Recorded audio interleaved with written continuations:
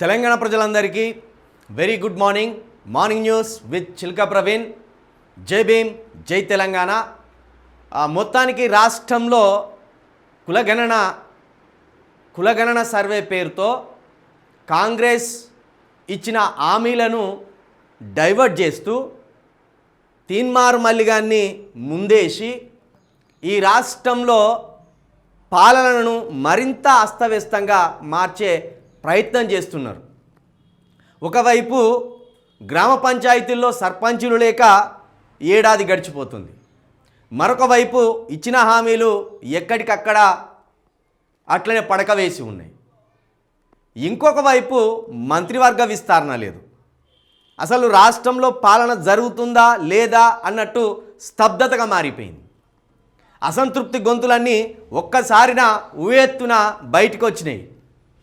ఇట్లా రాష్ట్రంలో రేవంత్ రెడ్డి గారు తను ముఖ్యమంత్రినా కాదా అన్నట్టు ఒక్కసారిగా సైలెంట్ అయిపోయింది.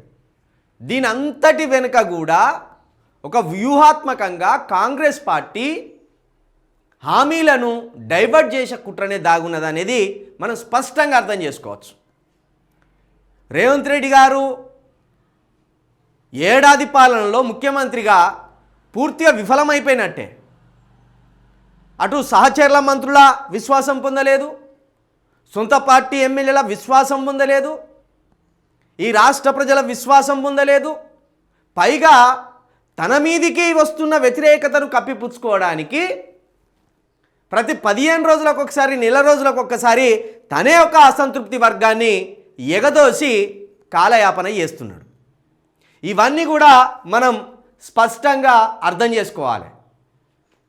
కేవలం గ్రామ పంచాయతీ ఎన్నికలను దృష్టిలో పెట్టుకొని, స్థానిక సంస్థల ఎన్నికలను దృష్టిలో పెట్టుకొని రేవంత్ రెడ్డి గారు ఏదో పాత కండువ దులిపినట్టు, పాత బుక్కులు దులిపి తీసుకొచ్చి ముందటేసుకున్నట్టు కులగణన సర్వేను తూతు మంత్రంగా బయటకు విడిచిపెట్టి ఇప్పుడు దాని మీద చర్చ నడిచేలా తీన్మార్ మల్లిగాన్ని ఎగదోసి తాను మాత్రం సైలెంట్గా కూర్చున్నాడు.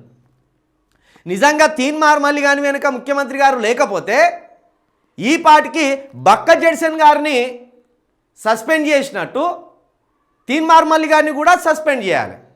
అయితే తీన్మార్ మల్లిగాన్ని సస్పెండ్ చేయకపోవడానికి కొన్ని కారణాలు చూపుతున్నారు వాళ్ళు. కానీ అవేవి కారణాలు కాదు.